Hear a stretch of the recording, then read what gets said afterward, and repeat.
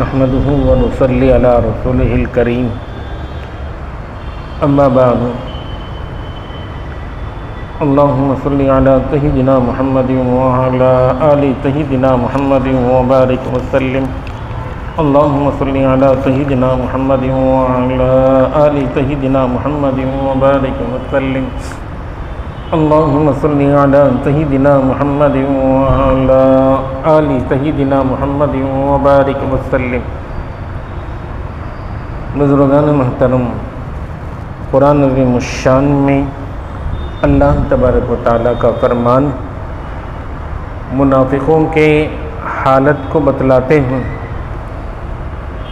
یہ منافق تو کہتے ہیں ہم آپ کی فرمانبرداری کرتے، حالانکہ جب یہی لوگ تنہائی میں رات میں اپنے گھروں میں ہوتے ہیں تو یہ آپ کے خلاف ورزی کا مشورہ کرتے ہیں۔ سامنے ہوں تو فرمانبرداری کی بات، سامنے نہ ہوں تنہا ہوں خلاف ورزی کی بات۔ اس سے پہلے کی آیت میں بات آئی جو رسول اللہ صلی اللہ علیہ وسلم کی اطاعت کرتے ہیں، یہ در حقیقت اللہ کی اطاعت۔ اللہ کے نبی صلی اللہ علیہ وسلم کسی بات کا حکم اپنے سے نہیں کرتے بلکہ اللہ کی بات ہم تک پہنچاتے ہیں۔ وہ مبلغ ہیں، وہ دعوت و تبلیغ کا کام کرنے والے ہیں، تو ان کی بات ماننا اللہ کی بات ماننا ہے، ان کی فرمانبرداری کرنا یہ اللہ کی فرمانبرداری کرنا ہے۔ اسی لیے بڑی اہمیت ہے اتباع سنت کی۔ ہمارے ملک میں موقع بموقع حضور اکرم صلی اللہ علیہ وسلم کی شان میں گستاخی غیروں کی جانب سے ہوتی ہے۔ اس درمیان جو واقعات ہوتے ہیں انہیں دیکھ کر تو ان کی سازشیں اچھے سے ہمیں سمجھ میں آتی ہیں۔ وہ یہ چاہتے ہیں کہ مسلمانوں کے دل سے ان کے نبی صلی اللہ علیہ وسلم کی عظمت کو کم کر دیا جائے، مسلسل اس کے لیے کوشش کرتے ہیں۔ ہمیں چاہیے کہ ہم اللہ کے نبی صلی اللہ علیہ وسلم کی محبت میں راسخ ہوں، مضبوط ہوں۔ اس کے لیے واحد راستہ کثرت سے درود پڑھنا ہے۔ اس کے لیے واحد راستہ اللہ کے نبی صلی اللہ علیہ وسلم کی عظمت بار بار بیان کرنا ہے۔ قصہ مختصر، بعد از خدا بزرگ توئیں، بات کا خلاصہ اللہ کے نبی صلی اللہ علیہ وسلم، آپ کا مقام اتنا بڑا ہے، اللہ کے بعد سب سے بڑے آپ ہی ہیں پوری کائنات میں، یہ سمجھنا ہے ہمیں۔ جب ہم اس اہمیت کو سمجھیں گے تو پھر ہمارا دشمن اپنے مشن میں ناکام ہوگا اور ہمارا ایمان مضبوط اور محفوظ ہوگا۔ اللہ کے نبی صلی اللہ علیہ وسلم کو ایک لائیو پروگرام میں ایک اینکر ایسی نامناسب بات بولی ہے، اس پر اللہ کی لعنت ہو، وہ تباہ برباد ہو۔ اللہ کے رسول صلی اللہ علیہ وسلم کے شان میں اس قدر گستاخی کی بات ہے، بڑی تکلیف ہوتی ہے سن کر۔ ہمیں چاہیے کہ ہم بار بار ان کی عظمت اور ان کا مقام و مرتبہ خود بھی سنیں، دوسروں کو بھی سنائیں، خاص طور سے اپنے گھر میں، اس لیے کہ دشمن کا جو مقصد ہے اسے سمجھیں ہم۔ وہ کیا بات بولی گئی اسے دہرانے کی ضرورت نہیں، وہ کیا ویڈیو ہے، کیا آڈیو ہے، اسے شیئر کرنے کی ضرورت نہیں۔ اسے شیئر کریں گے تو ان کا مقصد پورا ہوگا۔ وہ کیا چاہتے ہیں، دوسرے مذہبوں میں بھی مذہبی رہنما ہیں، ان کے بارے میں ہم غلط سلط ایسی ویسی باتیں سنتے ہیں، سن کر وہ مذہبی رہنما کی عظمت یا ان کی قدر ہمارے دلوں سے ہے ہی نہیں، پہلے ان کے دلوں سے بھی اتر جاتی۔ وہ اپنے مذہبی رہنماؤں کے جیسی حالت ہمارے نبی صلی اللہ علیہ وسلم کی ہمارے دلوں میں کرنا چاہتے ہیں تاکہ مسلمانوں کا ایمان نکل جائے۔ تو بزرگوں دوستو، بات بڑی اہم ہے، سمجھنے کی ہے، دل میں بٹھانے کی ہے ہمیشہ کے لیے۔ آیت کریمہ میں اللہ تبارک و تعالیٰ منافقوں کا تذکرہ کرتے ہیں۔ منافق وہ جس کا اندر اور باہر الگ الگ، ظاہر باطن الگ، زبان سے وہ اطاعت کا دعویٰ کرتا ہے اور زبان سے اطاعت کا دعویٰ کرنے کے بعد پیٹ پھیرتے ہی وہ اطاعت سے مکر جاتا ہے، نافرمانی کی پلاننگ کرتا ہے تنہائی میں۔ یہ بڑا خطرناک گروہ ہے، اسی لیے اللہ تبارک و تعالیٰ نے ان کی بڑی سخت سزا بھی سنائی۔ سب سے زیادہ جلنے والا جو نچلا طبقہ ہے جہنم کا، اس میں انہیں ڈالوں گا۔ اللہ فرماتے ہیں ان المنافقین فی الدرک الاسفل من النار۔ رسول اللہ صلی اللہ علیہ وسلم فرماتے ہیں دو عادتیں ہیں منافق میں، دونوں عادتیں ایک ساتھ کبھی جمع نہیں۔ کون سی دو عادتیں؟ ایک تو اچھے اخلاق اور دوسری دین کی سمجھ۔ یہ دو عادتیں ایک ہی وقت میں ایک منافق کے اندر نہیں ہیں۔ یا تو وہ اچھے اخلاق ہوں گے تو دین کی سمجھ نہیں، یا پھر دین کی سمجھ ہوگی اچھے اخلاق نہیں۔ دین کی سمجھ کیا؟ بات مثال سے واضح ہوتی ہے۔ ایک آدمی کو کسی نے بتا دیا نفس کو کچلنے کا نام دین ہے۔ اب وہ ہر نفسانی خواہشات کے خلاف کرتا گیا۔ ایک دن وہ آیا مسجد میں، اس کے پاس سے گندی بو آ رہی تھی۔ لوگوں نے پوچھا اسے کیا بھائی کیا حال ہے تمہارا؟ تو اس نے بتایا میں نے سمجھا، لوگوں نے مجھے سمجھایا دین نفس کو کچلنے کا نام ہے۔ اب وہ اپنا حال سنایا، اس کے دل میں خواہش ہوئی کہ وہ نرم گدالے پر سوئے گا، نہالی پر، تو وہ نیچے فرش پر سویا۔ اس کے دل میں خواہش ہوئی کہ بریانی کھانا ہے، تو وہ سوکھی روٹی اور چٹنی کھایا۔ اب اس دن جس دن وہ بری بو کے ساتھ مسجد میں آیا تھا، اس دن اس کے دل میں خواہش ہوئی کہ وہ عطر اور خوشبو استعمال کرے، تو وہ تھوڑی سی نجاست اپنے کپڑوں پہ لگا کے آیا تھا۔ تو یہ دین کی سمجھ ہے؟ یہ تو نہ سمجھی ہے۔ جو آدمی دین کی سمجھ رکھتا ہے وہ ایسا کام کبھی نہیں کرے گا۔ تو منافقوں کا یہی حال ہوتا ہے، یا اس کے اندر اچھے اخلاق ہوں گے یا دین کی سمجھ، دونوں نہیں آتے۔ اب دونوں میں سے ایک ہے دوسرا نہیں، تو اس کا دین کبھی مکمل نہیں، بلکہ بہت مرتبہ ظاہر میں بھی وہ ایمان سے نکل جاتا ہے۔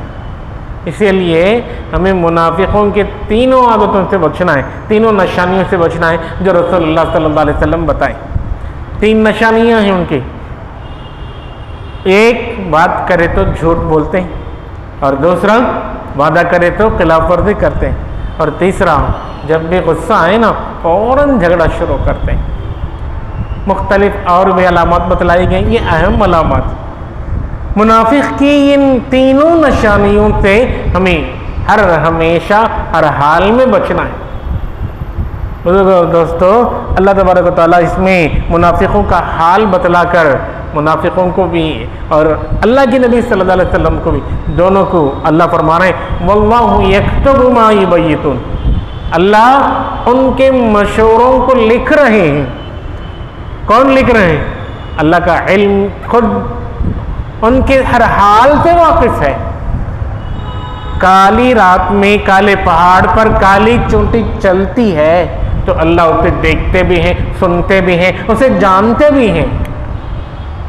اسی طرح منافق چاہے وہ تنہائی میں اپنے گھر میں بیٹھ کر سب سے چھپ کر اسلام کے دشمنی میں جو بھی پلاننگ کر لے، اللہ اسے جانتے ہیں۔ واللہ یکتب ما یبیتون، کرامن کاتبین تو ہر بندے کے ساتھ لگے ہوئے ہیں، اس کا ہر عمل درج ہو رہا ہے۔ آج کا بندہ سی سی کیمرے کو دیکھ کر جتنا ڈرتا ہے، سی سی کیمرے سے وہ جتنا اپنے آپ کو سدھارتا ہے، کاش کہ یہی بندہ اللہ کے اس وسیع علم کو اور اللہ کے ان دو فرشتوں کی کارگزاری کو اپنے ذہن میں بٹھا لے، تو پھر کبھی وہ کوئی گناہ کرے گا ہی نہیں۔ اللہ فرماتے ہیں فَأَعْرِضْ عَنْهُمْ، پیغمبر آپ ان کے پیچھے مت پڑو، ان کی فکر اپنے دل میں اس قدر نہ بٹھاؤ کہ آپ کو اپنے جان کی ہلاکت میں ڈالنی پڑے۔ آپ کا کام دعوت ہے، آپ کا کام تبلیغ ہے، آپ نے اپنا کام مکمل کر دیا، اب آپ ان پہ اعراض کر لو۔ وقتاً فوقتاً اللہ ان کی جو بھی سازشیں ہیں آپ کو وحی کے ذریعے سے بتا دیں گے۔ اور حکم ہے وَتَوَكَّلْ عَلَى اللَّهِ، اللہ پر بھروسہ کیجیے۔ یہ توکل، اسے آج ہمیں سمجھنا ہے۔ کیا ہے توکل؟ لوگ سمجھتے ہیں توکل کا مطلب اللہ پہ بھروسہ کرنا اور بیٹھ جانا۔ مثال بھی دی جاتی ہے، لوگ اگر جیسا اللہ پہ توکل کرنا ہے ویسا توکل کرنے لگے نا تو اللہ پرندوں کو جیسا پالتے ہیں، پرندے صبح گھر سے نکلتے ہیں خالی پیٹ، شام کو گھر لوٹتے ہیں پیٹ بھرا ہوا ہوتا ہے، تو بالکل اسی طرح انسان کو رزق دیتے ہیں۔ جمعہ میں امام صاحب ہمارے استاد سے واقعہ سنا تھا، ہمیں کتابوں میں لکھا ہوا ہے، جمعہ میں امام صاحب بڑے اچھے انداز سے توکل پر بیان کریں، مقتدی سن لیا، توکل توکل توکل، بس آ گیا اللہ پہ بھروسہ۔ وہ توکل کو آزمانے کے لیے جنگل میں چلا گیا، بغیر توشے کے، بغیر کھانے کے، بغیر پانی کے، اور جا کے جنگل میں بھی کیا کیا درخت کے اوپر چڑھ کے بیٹھ گیا۔ میں دیکھ تو نہیں آج اللہ کو توکل کر کے بیٹھ تو دیکھ تو میں اللہ کیسا پہنچا تھا کہ وہ پتھر میں ہے تو کیڑے کو بھی اللہ پالتا، کہتے مجھے کیسا نہیں پالتا، میں توکل کر جا کو جھاڑ میں اوپر چڑھ کو بیٹھ گیا۔ صبح میں پہنچا، دوپہر ہوئی، رات ہوئی، پھر صبح ہوئی، ایک دن، 2 دن، 3 دن، اب حال بے حال ہو گیا، لٹک گیا بندہ، نہ پانی، نہ کھانا، نہ دانا، نہ کوئی حال پوچھنے والا۔ تیسرے دن کیا ہوا، مسافروں کی ایک جماعت ادھر سے گزر رہی تھی تو چلا لیے تھے انہوں، نیچے بیٹھ کو دسترخوان کھولے، کھانے لگ گئے۔ اب اوپر جو حضرت متوکل علی اللہ پہ توکل کرنے کے لیے پہنچے تھے، ان کو محسوس ہوا اب کیا دو گے، ذرا آواز کرنا، میں اوپر ہوں، میرا ایڈریس ان کو بولنا، نہیں بولا تو کیسا معلوم ہوتا، انہوں بلایا نہیں تو میں جا کو کھاؤں کیسا۔ اب اس کے بعد زور سے کھنکارے، زور سے کھنکاری، اوپر نیچے جو مسافرین تھے کھانا کھا رہے تھے اوپر اٹھا گیا تھے، کیسا ایسا اللہ کا بندہ ہے کیا، میں بھی بھوکا ہوں، کو کھنکار کو بول رہا آؤ جی آؤ کھائیں جاؤ، بلا کو ان کو بھی کھلا لیا، کھا کو ذرا جان میں جان نہیں، دم آیا بدن میں، اب آ گیا دیکھو مسجد کو، جا کو امام صاحب کا گلہ پکڑ لیا، ڈائی امام صاحب کیا دی وہ بیان کرے سو توکل بولے تو اللہ کو بھروسہ کرنا، خالی بھروسہ کرے تو ہو گیا کیا، دم جا رہا تھا 3 دن سے، نہ کھانا نہ پانی، ذرا کھکارنا پڑتا، یہ بھی بولنا تمہیں بیان میں، ایسا کیسا بیان کرے گی تمہیں امام صاحب کا گھر۔ اللہ یہ اسباب کو اختیار کرے بغیر یہ بندہ گیا تھا، تو اس کو توکل بولتے ہیں، کیا بولو، ہرگز نہیں بولتے۔ توکل اسباب کو اپنانا، اسباب پہ بھروسہ نہیں کرنا، مسبب الاسباب، اسباب کا بنانے والا جو اللہ ہے نا، وہ اللہ سب کچھ دینے والا ہے، اس پہ بھروسہ کرنا، اسی کو توکل کہتے ہیں۔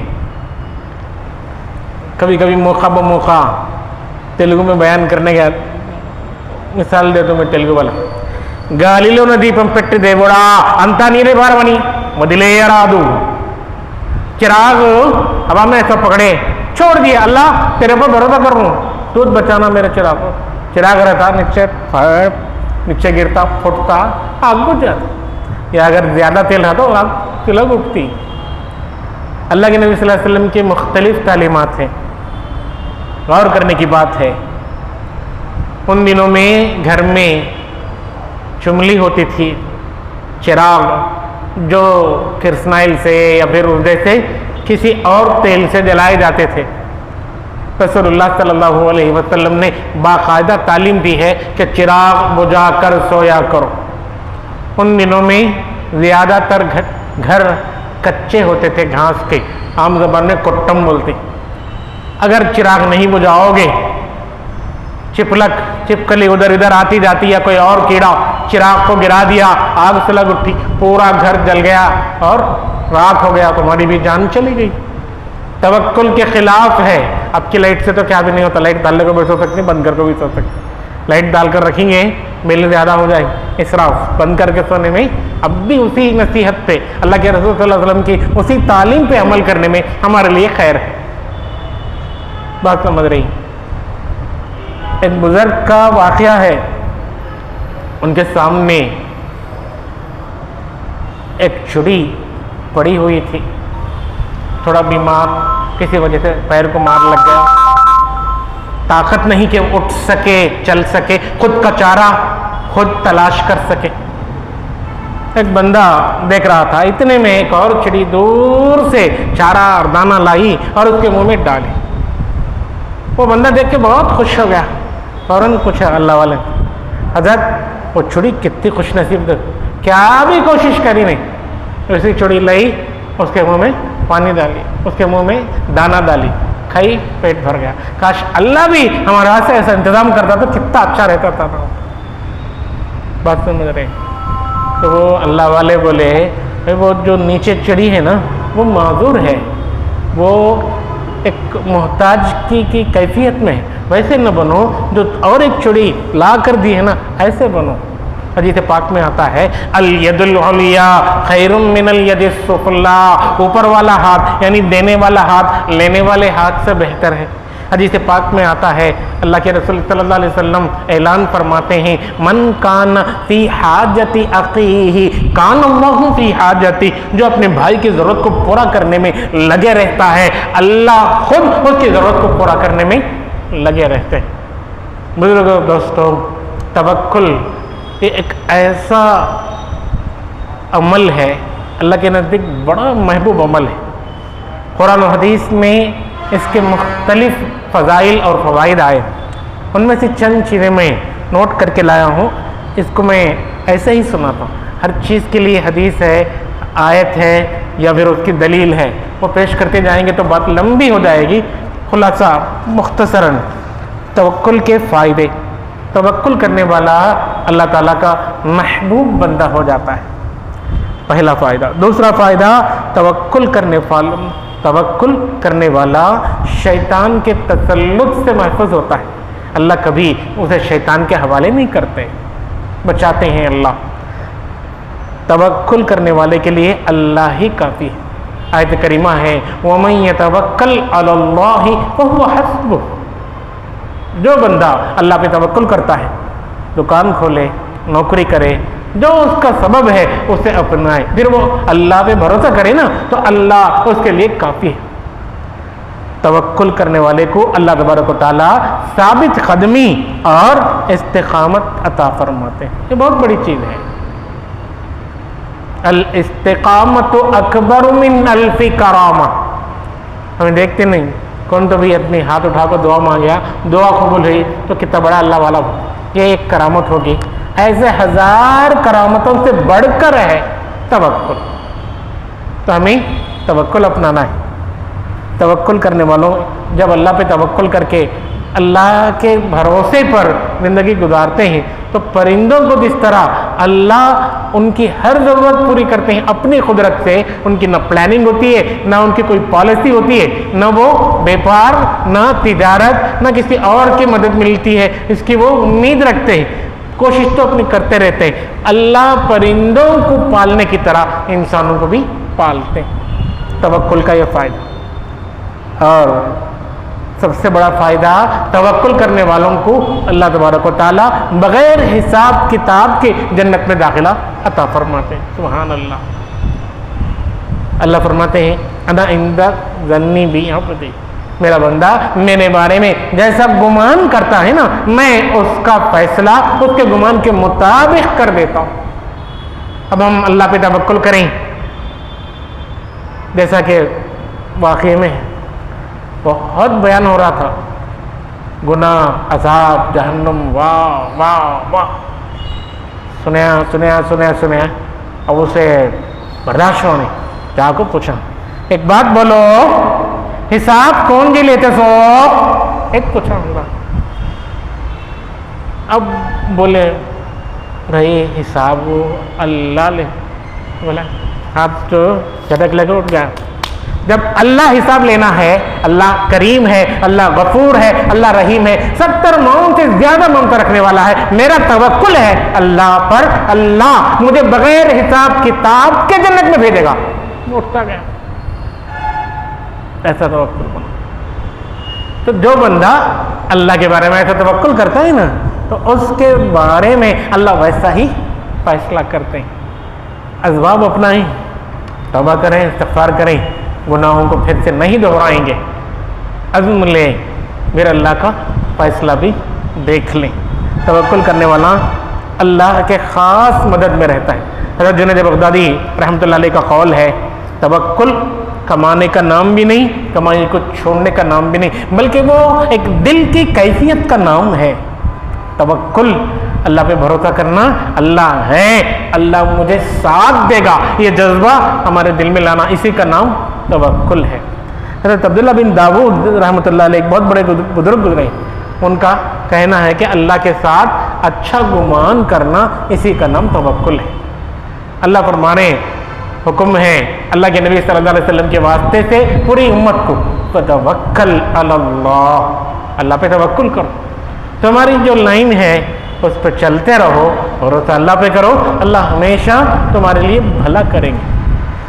بزرگوں، دوستو، دوسری آیت میں اللہ افلا یتدبرون القرآن، یہ جو آیت پڑھی گئی، اللہ قرآن میں غور و فکر کرنے کا حکم دیتے ہیں۔ اس کا آخری درجہ قرآن کے معانی کو سمجھنا ہے۔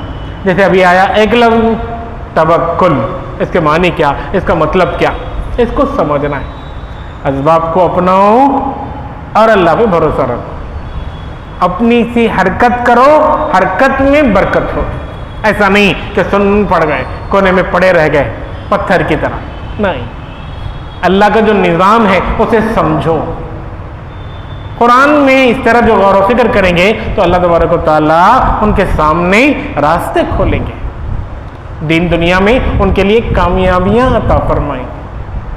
اللہ تبارک و تعالیٰ سے دعا ہے اللہ کہنے سننے سے زیادہ عمل کرنے کی توفیق عطا فرمائے، ہم سب کو توکل عطا فرمائے، ہم سب کو جو جو احکامات اللہ کے نبی صلی اللہ علیہ وسلم کے ہیں، اللہ کے ہیں، ان پر عمل کرنے کی توفیق عطا فرمائے، آمین یا رب العالمین۔ وآخر دعوانا ان الحمد للہ رب العالمین۔